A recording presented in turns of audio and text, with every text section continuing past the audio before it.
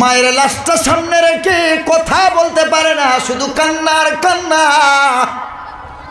সবাই নিয়ত করে ফরজে কিফায়ার জানাজার নামাজ 4 তাকবীরের সঙ্গে মাইয়েতের উদ্দেশ্যে কাবা শরীফের দিকে মুখ করে নিয়ত করলাম আল্লাহু আকবার। ছেলেটা নামাজের নিয়ত করছে, আল্লাহ এই জীবনে কত জানাজা পড়িয়েছি, কত জানাজার ইমামতি করেছি, কিন্তু আজ যার জানাজা পড়তে যাচ্ছে উনি আর কেউ না, আমার জনম দুঃখিনী মা। কত জানাজা পড়িয়েছি, চোখে পানি ছিল না, কিন্তু আল্লাহ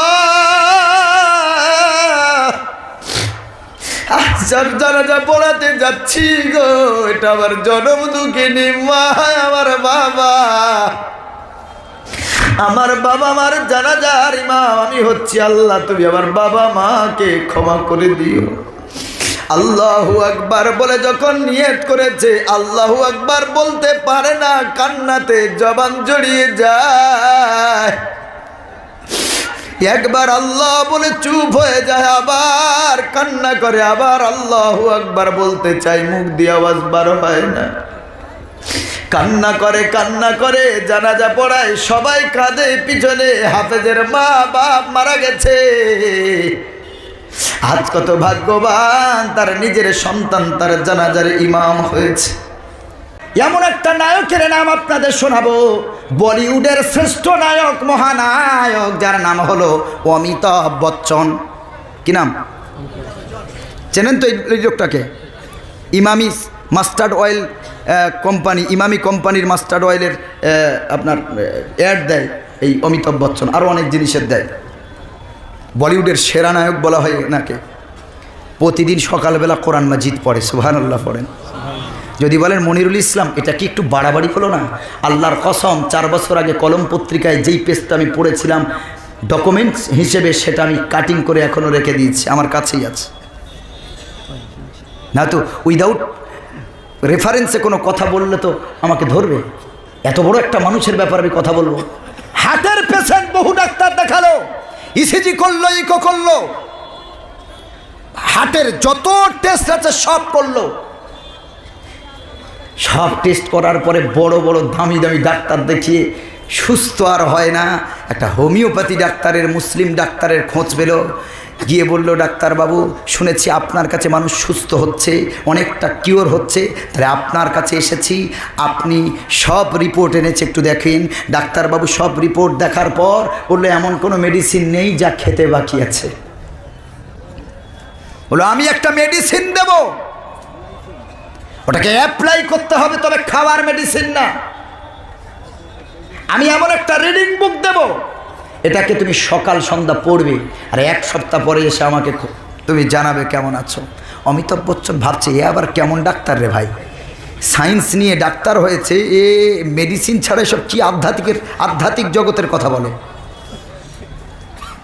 আশ্চর্য হয়ে বলছেন, ঠিক আছে আপনি যেহেতু বলছেন দিন। ডাক্তারবাবু একটা ইংরেজিতে ট্রান্সলেট করা কোরআন মাজিদ উপহার দিলেন, সুবহানাল্লাহ।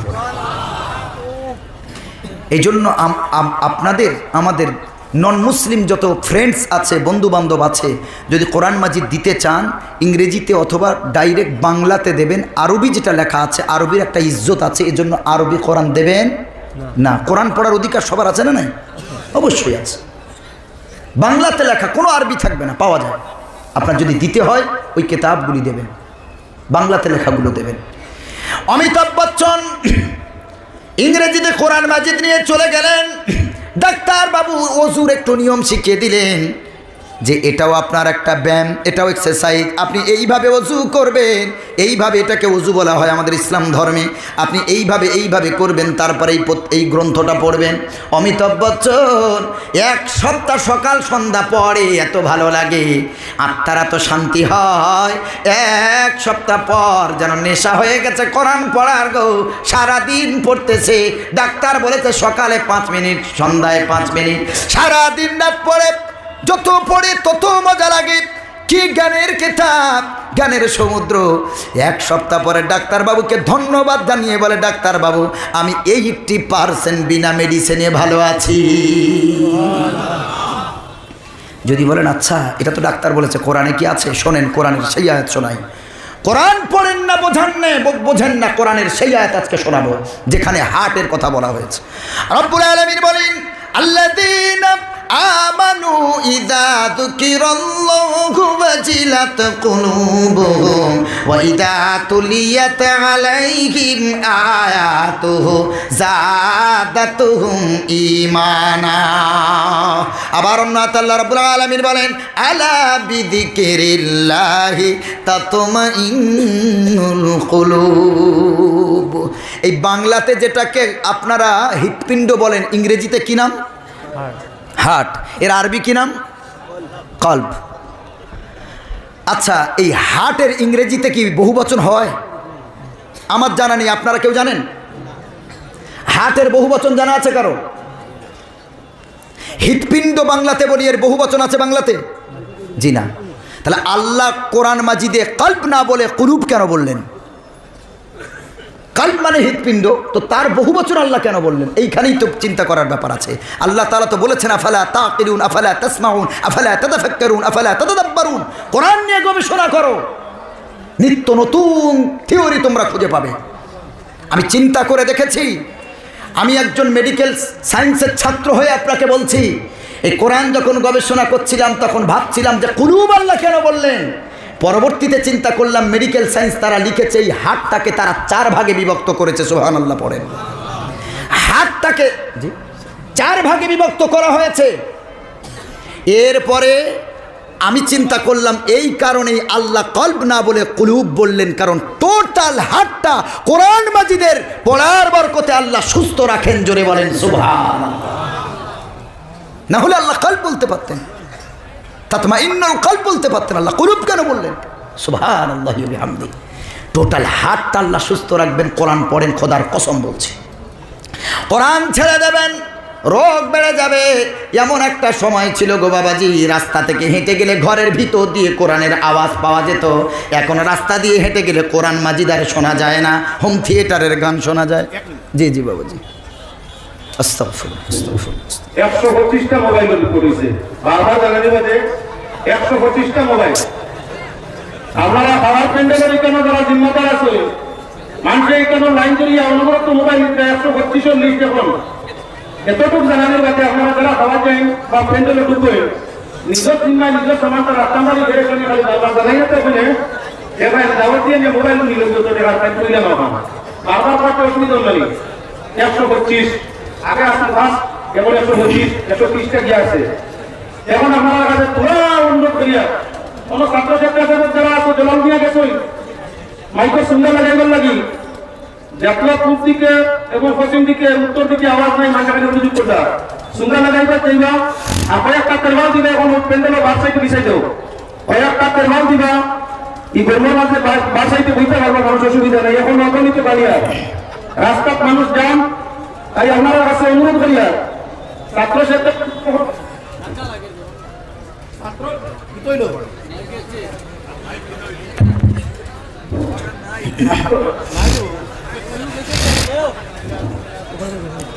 ছাত্রী আসবে কখন আপনারা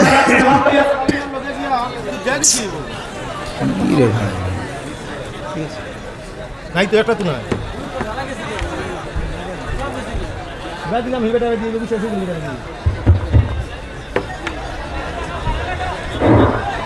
ছাত্র স্বেচ্ছাসেবক কখনো কি তাড়াতাড়ি প্যান্ডেলের উত্তর দিকে কয়েকটা তেরমাল বিছাই দেওয়ার লাগে অনুরোধ করিয়া জলাল নিয়ে আসেন দেখে আপনারা যে তেরমাল বিছাই দেন। আর পিছনে আপনারা উত্তরে যারা দাঁড়াই আসেন ওইসবে যদি দেওয়া যাইতো না, উত্তরে দিয়ে আমরা তেরমাল যারা দাঁড়াই আসেন একটু সুযোগ দিবা ছাত্ররা তেরমালটা বিছাইতে পারে।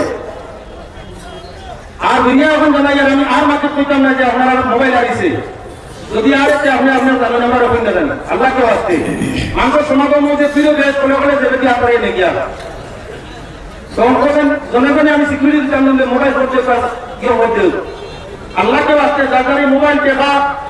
আর এখন মানুষের একটা পার্স আমার কাছে আইসে, এটিএম কার্ড প্রিন্টে আছে, পয়সা বলে তাহলে আইসে না, এটিএম কার্ড প্রিন্টে আছে, একটা পার্স আছে, ডকুমেন্ট দিয়ে আমার কাছে নিবা। দুরূদ শরীফ পড়েন, আল্লাহুম্মা সাল্লি আলা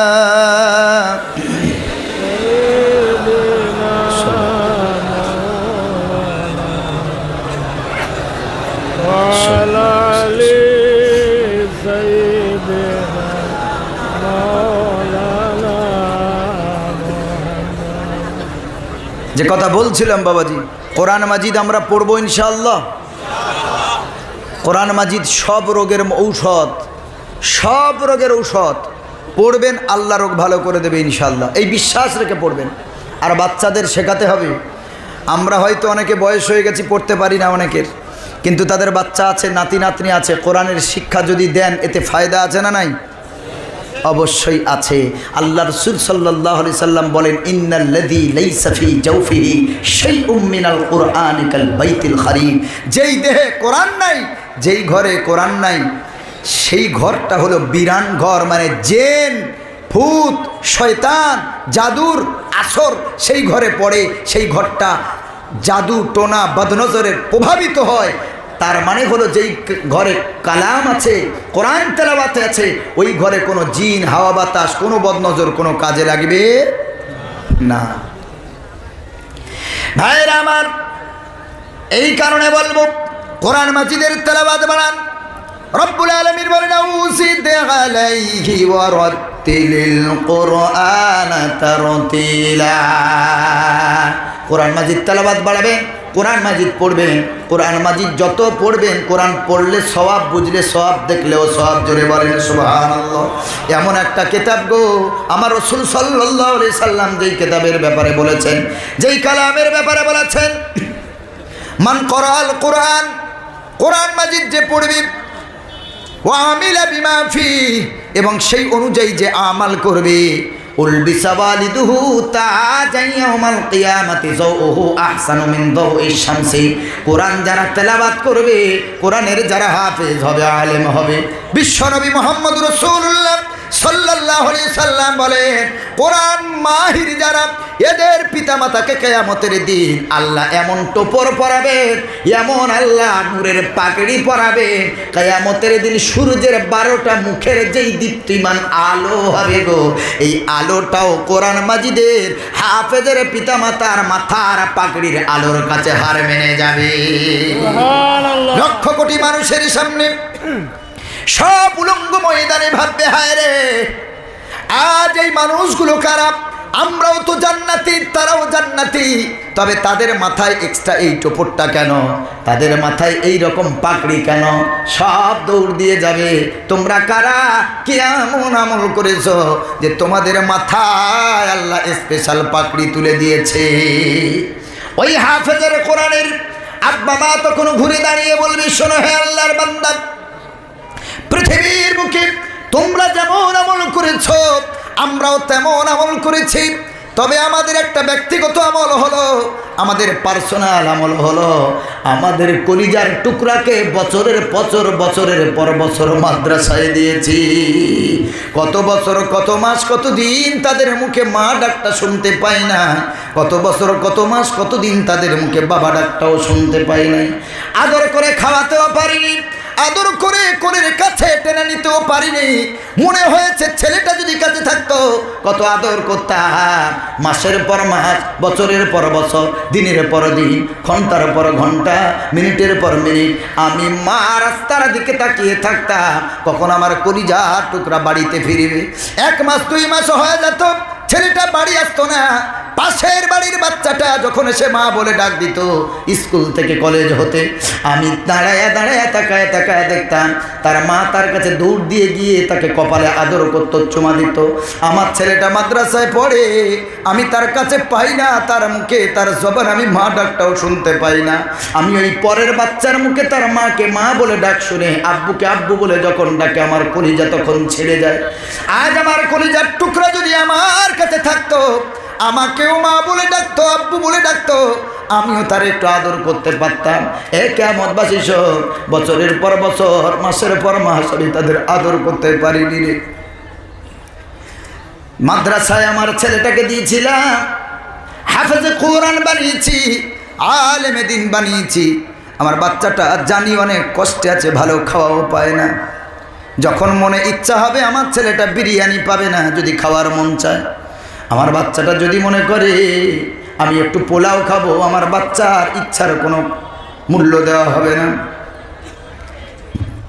পৃথিবীর যত মা বাপ সন্তানকে মাদ্রাসায় যারা দিয়েছেন, বুকে হাত রেখে বলবেন আমিও তো এক সন্তানের বাবা, আমারও তো আব্বা বেঁচে আছে, আমাদেরকেও তো আলেম করেছে দুই ভাইকে। এ মুসলমান, এত সহজে আলেম হওয়া যায় না, এত সহজে কোরআনের হাফেজ হওয়া যায় না গো। আব্বা মার কুইন্টাল কুইন্টাল চোখের পানি চলে যায়। রাত্রেবেলা যখন বিছানায় ঘুমায় বাচ্চাটারে দেখতে পায় না, বাচ্চার কথা মনে ওঠে।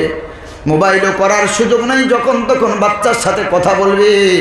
ওরে মুসলমান, বাচ্চাটা ভালো মন্দ খেতে পায় না বলে অনেক বাবা মাও খায় না। গোস্ত খেতে যাবে, মনে উঠবে আমার ছেলেটা যদি থাকতো, আমার কলিজার টুকরা যদি থাকতো, আমি খেতে পারতাম, তাকে খাওয়াতে পারতাম। ইলিশ মাছ খেতে গেলেও মনে উঠবে আমার কলিজার টুকরা যদি থাকতো, তাকে একটু আদর করে খাওয়াতে পারতাম। ও মুসলমান বাবাজি, কত মাদ্রাসা ইতিম বাচ্চারা পড়ে গো, যাদের মাও নাই বাবাও নাই, বড় ইতিম। কত কোটিপতির ছেলেরাও পড়ে, লাখপতির ছেলেরাও পড়ে, গরিবের ছেলেরাও পড়ে, বহু এতিম বাচ্চারাও তারাও মাদ্রাসায় লেখাপড়া করে। কত বাচ্চার মা নাই, কত বাচ্চার বাবা নাই, কত বাচ্চার বাবাও নাই মাও নাই, উভয়টাই নাই, বড় এতিম। কারোর খালু আব্বা তার দেখভাল করার দায়িত্ব নিয়েছে, কারোর চাচা তার দেখার দায়িত্ব নিয়েছে, কারোর খালা তার দায়িত্ব নিয়েছে। কিন্তু নিজের বাচ্চাকে যেমন মহব্বত করে, পরের বাচ্চাটাও তো সেই মহব্বত পাবে না। মুসলমান বাবাজি, মাদ্রাসার বাচ্চাদের কত কষ্ট গো মুসলমান। এলাকায় যদি আল্লাহ রহম করে থাকেন, দয়া করে থাকেন, এলাকার চাষিদের ফলন যদি ভালো হয়, আমি মনিরুল ইসলাম বলে যাচ্ছি, এই মাদ্রাসার কারণে কোরআনের বরকতে আল্লাহ এলাকায় রহমত বর্ষণ করে। যেই এলাকায় আলেমদের ইজ্জত করা হয়, যেই এলাকায় মাদ্রাসাকে মহব্বত করা হয়, যেই এলাকায় কোরআনের হাফেজদেরকে মহব্বত করা হয়, যেই এলাকায় উস্তাদদের মহব্বত করা হয়, আমার নবীজি সাল্লাল্লাহু আলাইহি সাল্লাম বলেছেন, ওই এলাকায় আল্লাহ তাআলা গজব উঠিয়ে রহমত বর্ষণ করে। আলেমদের বিরোধিতা না, বহু কষ্ট করলে তবে আলেম হওয়া যায় গো। কত মানুষ বিরোধিতা করো, কত মানুষ মাদ্রাসার বিপক্ষে কথা বলো, আলেমদের বিপক্ষে কথা বলো, জবান মরার আগে আল্লাহ প্যারালাইজ করে দেবেন, কালেমা পড়ার সুযোগও দেবে না। আলেমদের ভুলগুলো দেখতে পান, কিন্তু আলেমেরা ভুল করার পর পিছনে যে তওবা করে কান্না করে, কান্নাটা আপনাদের দেখা পান না। আলেম যদি একটা ভুল করে অনেক হাইলাইট হয়ে যায়। আপনার নিজের ভাই, নিজের সন্তান হাজার অপরাধ করেছে, এমন অপরাধ করেছে যে গ্রামের মানুষ জানলে আপনার ছেলেটা হয় গলায় দড়ি দিতে হবে, নয় যে কোনোভাবে সুইসাইড করতে হবে। আপনি বাবা মা জানার পরেও ছেলের অপরাধটাকে আপনি আপনার বাবা মায়ের মহব্বতের চাদর দিয়ে ঢেকে দিলেন, এলাকায় প্রকাশ করলেন না। মাদ্রাসার হুজুর, মসজিদের ইমাম, ওলামায়ে কেরাম, আমরাও তো মানুষ, আমাদেরও তো ভুল হয়। আমাদের ভুলগুলো হাইলাইট হয় গ্রামের চায়ের দোকানে বসে বলল, হুজুর এই করেছে সেই করেছে, হুজুর ভালো না, ইমাম ভালো না। ও মুসলমান, জেনে রাখো, আজকে তুমি যাদের কথায় উঠতেছো বসতেছো, আজকে যাদের কথায় যারা তোমার কানে বিষ ঢেলেছে, ওই বিষাক্রান্ত হয়ে তুমি ওলামাদের সাথে সম্পর্ক তুলে দিয়েছ। বিষ এমন এক পদার্থ, পেটে গেলে জীবন শেষ, কানে গেলে সম্পর্ক শেষ। বিষ পেটে গেলে জীবন শেষ, কানে গেলে সম্পর্ক শেষ। আপনি যে ওলামার সাথে এতদিন বন্ধুত্ব ছিল, এমন আপনার কানে বিষ ঢেলে দিল, আজ থেকে ওই ওলামা ইকরাম আপনার কাছে শত্রু হয়ে গেল।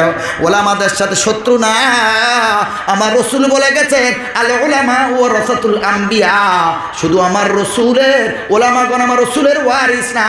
আদম নবী থেকে আমার নবী পর্যন্ত যত নবীগণ আম্বিয়াগণ এসেছেন, সব নবীদের ওয়ারিস হলেন আলেমেরা। আল্লাহ রাব্বুল আলামিন বলেন, কুনু মা'আস সাদিকিন, সত্যবাদীদের সাথে থাকো, আলেমের সাথে থাকো। আল্লাহর নবী সাল্লাল্লাহু আলাইহি সাল্লাম বলেন, কোন আলিমান, যদি পারো তো আলেম হও, আও মুতাআল্লিমান, তা যদি না পারো তো তাদের ছাত্র হও, তা যদি না পারো তাও মুহিব্বান, আলেমকে কলিজা দিয়ে ভালোবাসো। আলেমকে ভালোবাসার কথা রাসূল বলে গেছেন। ভালো যদি নাও বাঁচতে পারো, রাসূল 4 নম্বরে বললেন, আও মুস্তামিআন, আলেমের জলসা শোনো, আলেমের কথা শোনো, আলেমের কথা শোনো, আলেমের তালিম শোনো। কিন্তু ফালা তাকুনিল খামিস, 5 নম্বর হয় না, 4-এর যে কোনো একটা করো, হয় আলেম হও, নয় মুতাআল্লিম হও, ছাত্র হও, নয় মোহব্বতকারী হও, না হয় তুমি সুন্নেওয়ালা বেনে যাও। এই 4-এর কোনো একটা বাদ দিয়ে তুমি 5 নম্বরে খোঁজ করো না, ফাহালাকা, যদি খোঁজ করো তো ধ্বংস অনিবার্য। ও মুসলমান, আলেমের সাথে বন্ধুত্ব যদি না বানাও, পৃথিবীর নেতাদের সাথে বন্ধুত্ব বানাবে, মদখোরের সাথে বন্ধুত্ব বানাবে, তাদের কথায় আলেমের বিরোধিতা করবে। আল্লাহ রাব্বুল আলামিন এ কথাও কোরআন মাজিদে বলেন, রব্বানা ইন্না আতাগানা সাদাতানা ওয়া কুবারানা ফাআদাল্লুনা সাবিলা। আজ আপনি যাদের কথায় আলেমের বিরোধিতা করেছেন, মাদ্রাসার বিরোধিতা করেছেন, কোরআনের বিরোধিতা করেছেন, যার কথায় আজকে আল্লাহর ওলিদের বিরোধিতা করেছেন, হাক্কানি পীরদের বিরোধিতা করেছেন, আল্লাহর কসম যাদের কথায় আজকে বিরোধিতা করলেন, এই যাদের কথায় বিরোধিতা করেছেন, আপনি কিয়ামতে গিয়ে আল্লাহর দরবারে নালিশ জানাবেন, আল্লাহ ইন্না আতানা সাদাতানা, পৃথিবীতে আমাদের নেতাদের আনুগত্য করেছি, ওয়াকুবারা আনা, আমাদের সিনিয়রদের কথা মেনেছি, অন্যদের কথা মেনে আলেম বিদ্বেষী হয়েছি, ইসলাম বিদ্বেষী হয়েছি, কোরআন বিদ্বেষী হয়েছি। আয় আল্লাহ ফাদাল্লুনা সাবিলা, যারা আমাদের যাদের কথায় আমরা আজকে জাহান্নামে এলাম, আমরাও ধ্বংস হয়েছি, পথভ্রষ্ট হয়েছি, আর তারা আমাদেরকে পথভ্রষ্ট করেছে। আল্লাহর কাছে এবার বলবে, আল্লাহ রব্বানা আতিহিম যুলফাইনি মিনাল আযাব ওয়ালআনহুম লানান কাবীরা।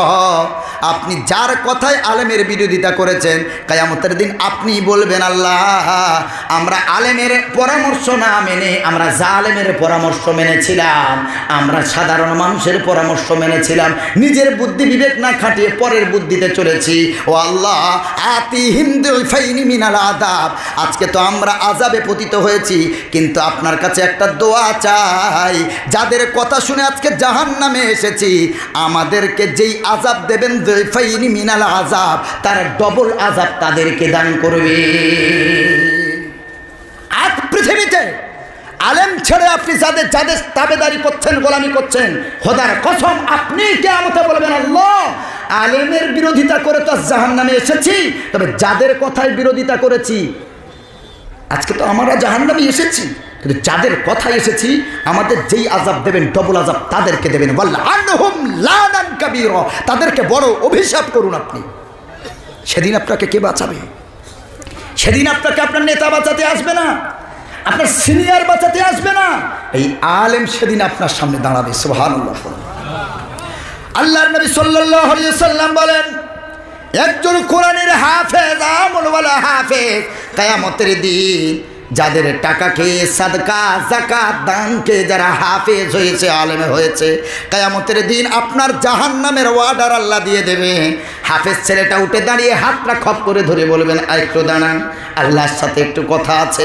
আল্লাহর কাছে বলবেন, আল্লাহ আজকে এনাদের যাকাতের টাকায়, ফিতরার টাকায়, দানের টাকায়, সাদকার টাকায় আমরা কে হাফেজ হয়েছি, আলেম হয়েছি, অন্তত আমাদের এই হাফেজ আলেম হওয়ার ওসিলা করে এদেরকে আপনি ক্ষমা করে দেন। ওরে মুসলমান যত আর মুসলমান, তোমার নিজের কোলে ধরা ছেলে, তোমার নিজের পেটে ধরা সন্তান, তোমারই সন্তান, কিয়ামতের দিন তোমার সামনে আসবে না, তোমার সামনে একটা নেকি দেওয়ার ভয় আসবে না। এ মুসলমান, আজ পরের ছেলেগুলো হাফেজ হয়, আলিম হয়, তারা সামনে এসে বলবে, আল্লাহ আমাদের ওসিলায়, কোরআনের ওসিলায় ক্ষমা করে দিন। কিয়ামতের দিন রাসূল বলেন, ওয়াজাবাত লাহুন নার, এমন এমন মানুষকে কোরআনের হাফেজরা জান্নাতে নিয়ে যাবে যাদের উপরে আল্লাহ জাহান্নাম ওয়াজিব করে দিয়েছে। তারা হাত ধরবে, আল্লাহর কাছে অনুমতি নিয়ে সোজা জান্নাতে চলে যাবে। এই পরের ছেলেগুলো সেদিন টেনে জান্নাতে নিয়ে যাবে। নিজ ছেলে তো নামাজও পড়ে না, কোরআনও জানে না। তুমি বাপ মরে গেছো, তোমার ছেলে তোমার জানাজা পড়বে, দোয়াও জানে না। ঠিক বলছি না ভুল? তোমার ছেলে হায়ার এডুকেটেড হয়েছে, উচ্চ শিক্ষায় শিক্ষিত বানিয়েছো তুমি, দিনের শিক্ষার সাথে কোনো রিলেশন তোমার নাই, কোনো সম্পর্ক নাই। তুমি বাপ মারা গেছো, তুমি মা মারা গেছো, তোমার ছেলে তোমার জানাজা পড়বে ঠিকই, কিন্তু জানাজাতে কি পড়তে হয় ওটা জানে না। তাহলে ওটা জানাজা হলো? কি বলে? ছেলে ডাক্তার, মাস্টার, উকিল, ইঞ্জিনিয়ার, সাংবাদিক, সাহিত্যিক, ব্যারিস্টার সব করেছেন, জানাজার নামাজ জানে না, তো বাপ মরে গেছে কি পড়াবে ও? ওই রকম কুলাঙ্গার সন্তান থাকার থেকে না থাকা উত্তম। অথচ একটা গরিব ছেলেটা, বেশি খরচ হয় না, ওই ছেলেটা কোরআনের হাফেজ হয়েছে গো। হুজুরের কাছে ফোন চলে গেল, বাবা ইমিডিয়েটলি তোমার বাড়ি যেতে হবে, ছেলে মনে করলো ছুটি চেয়েও তো পাই না, তো হুজুর ইচ্ছা করে ছুটি কেন দেয়। বাড়ির দিকে রওনা হয়ে গেল আনন্দে। আজ ছুটি দিয়েছে হুজুর, ইচ্ছা করে আমাকে নিজের থেকে ছুটি দিয়েছে, অনেক আনন্দ নিয়ে ঘরের দিকে যায়। ঘরে ঢোকার আগে দেখে গ্রামের সব মানুষেরা তারা ঘরের সামনে হাজির। কি ব্যাপার, বোনের কি বিয়ে হবে, কোনো কি অনুষ্ঠান আছে গো? যত কাছাকাছি যায় ভিতরে দিয়ে কান্নার আওয়াজ, যত কাছে যায় কান্নার আওয়াজ, কান্নার আওয়াজ। কাছাকাছি গিয়ে সবাই সাইড দিয়ে দিল, মুখে কাপড় দিয়ে সকলের চোখে পানি। ওই হাফেজে কোরআন ছেলেটা বাড়ির ভিতরে ঢোকার পর দেখে একটা আলাদা তক্তপোষের উপরে তার মারে শোয়ানো আছে।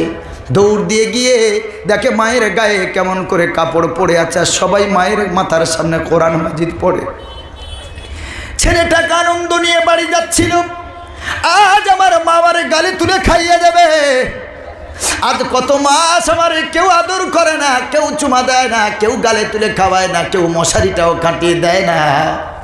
ও মুসলমান, মন ভরা বুক ভরা আশা নিয়ে বাড়ির ভিতরে যখন গেল, দেখলো মাটা কাঠের উপরে শুয়ে আছে, সবাই কোরআন মাজিদ পড়ে। আচ্ছাড়কে মায়ের সামনে গিয়ে বলে, কি হয়েছে আমার জনম দুঃখিনী মায়ের? আমার মা কেন এখানে শুয়ে আছে? ঘরের ভিতরে খাট আছে, পালক আছে, আমার মা বাইরে ঘুমালো কেন?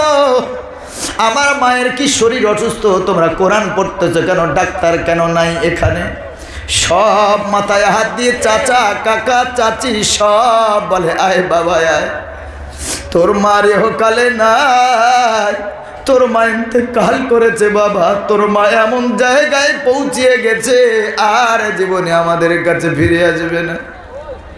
হাউমাউ করে কোরআনের হাফেজ ছেলেটা মায়ের লাল করে চিৎকার দিয়ে কেঁদে উঠে বলে, মা গো, আমাকে না বলে চলে যাবে ভাবতে পারিনি। ও মা, 1 মাস 2 মাস পরে যখন তুমি আমার মাদ্রাসায় দেখতে যেতে ব্যাগ ভরা খাবার নিয়ে, তুমি আসবে আগে থেকে জানার পর আমি ছুটির দিনে রাস্তার দিকে তাকিয়ে থাকতাম, কত গাড়ি যেত, কত আমার সাথীদের মা বাপ আসতো, আমি দেখতাম সব যাত্রী নেমে গেল, তোমরা তো নামো না গাড়ি থেকে। আবার একটা গাড়ি চলে যায়, আবার ভাবলাম তুমি এই গাড়িতে মনে হয় আসতেছো, গাড়ি থেকে সবাই নেমে গেল, তোমারে দেখতে পাই না। মাগো, তারপর অনেক সময় অপেক্ষা করার পর তুমি যখন আসতে দেখতে পেতাম, আমি দৌড় দিয়ে যেতাম, তুমি আমার জড়াইয়া ধরে কত মায়া করতে। মা, মাদ্রাসায় যাওয়ার সময় বাবা 200 টাকা দিয়ে পাঠাতো, আমি জানি 200 টাকায় কিছুই হবে না, তোমার কাছে বায়না করতাম, মাগো যত ঝগড়া করার সব তো তোমার কাছে করতাম, বাবাকে দেখলে বড় ভয় পায়। ও মা, আর কার সাথে ঝগড়া করব, আর কার কাছে বায়না করব গো মা? আমি মাদ্রাসায় যাওয়ার সময় বাবা 200 টাকা দিয়ে কাজে চলে যেত, তোমার কাছে কান্না করার পর, ঝগড়া করার পর তুমি ডিম বিক্রি করা টাকা, মুরগি বিক্রি করা টাকা, চাল বিক্রি করা টাকা তুমি কিছু জমায়ে রাখতে আমার জন্য, আমার হাতে তুলে দিয়ে আমার মুখে তুমি হাসি ফুটিয়ে আমার কপালে চুমা দিয়ে মাদ্রাসায় পাঠাতে। আমি যখন গাড়িতে উঠে চলে যেতাম, মা রে, তুমি তো রাস্তার কাছে দাঁড়িয়ে থাকতে, যতক্ষণ গাড়ি দেখা যেত ততক্ষণ তুমি মোড় থেকে সরতে না গো মা। কে আমারে মায়া করবে, কে আমারে দয়া করবে, আর কাকে মা বলে ডাক দেব? ঝরঝর করে কান্না করে গোসল হয়ে গেল, কাফন হয়ে গেল, জানাজাতে নিয়ে যাওয়া হবে। মসজিদের ইমাম সাহেব বলল, এ হাফেজ সন্তান, আলেম সন্তান, আজ পর্যন্ত এলাকার সকলের জানাজা আমি ইমাম পড়িয়েছি রে, তুমি মাদ্রাসায় পড়ে হাফেজ হয়েছো, আলেম হয়েছো, আজ তোমার মায়ের জানাজা, বাবার জানাজা তুমি পড়াবে। সব এলাকার মানুষ বলে আজ এই হাফেজ ছেলেটা জানাজা পড়াবে।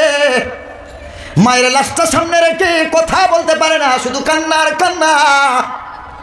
সবাই নিয়ত করে ফরজে কিফায়ার জানাজার নামাজ 4 তাকবীরের সঙ্গে মাইয়েতের উদ্দেশ্যে কাবা শরীফের দিকে মুখ করে নিয়ত করলাম, আল্লাহু আকবার। ছেলেটা নামাজের নিয়ত করছে, আল্লাহ এই জীবনে কত জানাজা পড়িয়েছি, কত জানাজার ইমামতি করেছি, কিন্তু আজ যার জানাজা পড়তে যাচ্ছে উনি আর কেউ না, আমার জনম দুঃখিনী মা। কত জানাজা পড়িয়েছি, চোখে পানি ছিল না, কিন্তু আল্লাহ আজ যার জানাজা পড়াতে যাচ্ছি গো, এটা আমার জনম দুঃখিনী মা, আমার বাবা। আমার বাবা মার জানাজার ইমাম আমি হচ্ছি। আল্লাহ তুমি আমার বাবা মাকে ক্ষমা করে দিও। আল্লাহু আকবার বলে যখন নিয়ত করেছে, আল্লাহু আকবার বলতে পারে না, কান্নাতে জবান জড়িয়ে যায়। একবার আল্লাহ বলে চুপ হয়ে যায়, আবার কান্না করে, আবার আল্লাহু আকবার বলতে চাই, মুখ দিয়ে আওয়াজ বার হয় না।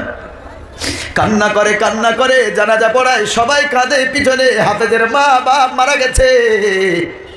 আজ কত ভাগ্যবান, তার নিজের সন্তান তার জানাজার ইমাম হয়েছে। কবরে কে শোয়াবে, খাটিয়া ধরে নিয়ে চলে গেল, চোখে পানি ভরা, কে শোয়াবে কবরে? হাফেজ সন্তানটা কবরে নেমে গেল, কারণ সাধারণ ছেলের সব এমন করে সাহস হবে না। কিভাবে শোয়াতে হয়, কোন দিকে মুখ করতে হয়, কি দোয়া পড়তে হয় জানে না। হাফেজ সন্তান কবরে নেমে হাত দুটো উঁচু করে বলে, দাও আমার বাবার লাশ, আমার মার লাশটা আমার কোলের উপরে দাও। জীবনে মাকে কোনোদিন কোলে নিতে পারি নাই, বাবাকে কোনোদিন কোলে নিতে পারি নাই। ওই বাবার কোলে কত পেশাব করেছি, পায়খানা করেছি, কত নোংরা করেছি। ওই মায়ের বুকের উপরে, কোলের উপরে কত নোংরা করেছি। কত বছর কোলে পিঠে করে নিয়ে আমাকে মানুষ করেছে। জীবনে আমার মাটারে কোলে নেওয়ার মতো সুযোগ আমার হয় নাই, আমার বাবাকে কোলে নেওয়ার মতো সুযোগ হলো না। আজকে আল্লাহ সুযোগ করে দিয়েছে, আমার মরা মায়ের লাশ আমার হাতে দাও, আমি শেষবারের মতো কোলে নিতে চাই।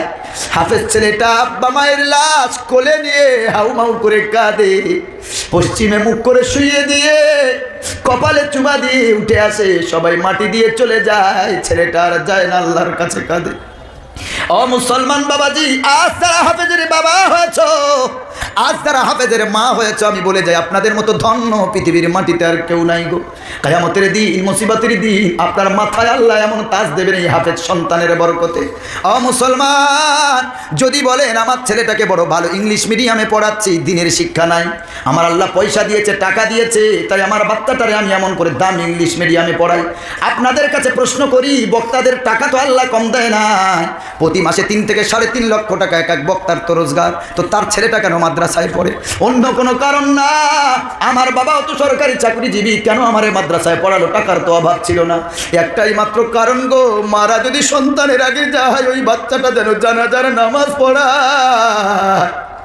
একটাই মনের ইচ্ছা। আমি মনিরুল ইসলাম আমার কথা বলি, আর হাফেজ আলেমের বাবা মায়ের কথা বলি। একটা মাত্র ইচ্ছা, দিন বাজবে, কোরআন বাজবে, আর মারা যাবার পর নিজের ছেলেটা নিজে আমাদেরকে গোসল দেবে। এলাকার কেউ না, ভালোবেসে আদর করে ছেলেটা গোসল দেবে গো, আস্তে করে কাফনটা পরাবে। এই ইচ্ছায় ছেলেদেরকে মাদ্রাসায় দিয়েছি, যাতে করে তারা আলেম হয়, দিনদার হয়। ও মুসলমান বাবাজি, এই দুনিয়াতে তো কিছুই না, সব ছেড়ে চলে যেতে হবে। আজ বলি ঘর আমার, দোকান আমার, মাকান আমার, ব্যাংক আমার, টাকা আমার, এইরকম কথা আমাদের বাবা মাও বলেছিল। বলতে বলতে তারাও কবরে চলে গেল। তাদেরও বাবা মা মানে আমাদের দাদা দাদি বলতে বলতে তারাও কবরে চলে গেল। আমার আমার আমার আমার বলে জমি জায়গাগুলো সব আমাদের হাতে ছেড়ে দিয়েছে, কিছুই তার হলো না। আমরাও বলছি আমার আমার আমার আমার, দুনিয়াতে পাগল হয়েছি, আখেরাতের কথা ভুলে গেছি। ও বাবাজি, একটা ছেলেকে মাদ্রাসায় দাও, আখেরাত সুন্দর হয়ে যাবে, কবর সুন্দর হয়ে যাবে, দুনিয়া সুন্দর হয়ে যাবে। পৃথিবীর আলেমেদের আল্লাহ সম্মান করে নাই, একটা প্রধানমন্ত্রীর যেই সম্মান নাই, তার চেয়ে কোটি কোটি গুণে সম্মান আল্লাহ আলেমদেরকে দান করেছে। নবীজি বলেছেন, দেশের মন্ত্রী আসলে রেড কার্পেট বিছানো হয়, সব মন্ত্রী হয়ে যায়। আর যখন কোরআনের হাফেজ আলেম হেঁটে যায়, রেড কার্পেটে লাগে না, আল্লাহ ফেরেশতার মহব্বতে মর্যাদার ডানা বিছিয়ে দিয়ে ওই ডানার উপরে কোরআনের আলেম হাফেজদেরকে হাঁটিয়ে নিয়ে যায়।